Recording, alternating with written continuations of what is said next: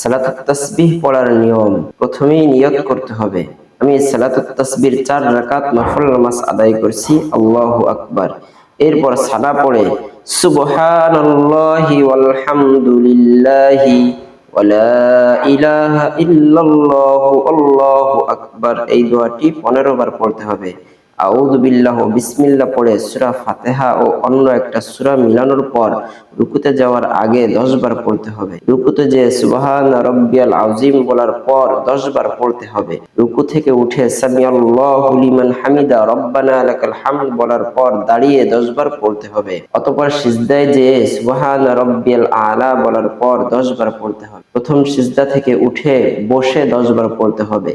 দ্বিতীয় সিজদায় যে 10 বার পড়তে হবে। এ পর্যন্ত মাত্র 1 রাকাত হলো, আর এই দোয়াটি হলো 75 বার। এই নিয়মে আরো 3 রাকাত পড়তে হবে, আর দোয়াটি হবে মোট 75 গুণ 4 সমান 300 বার।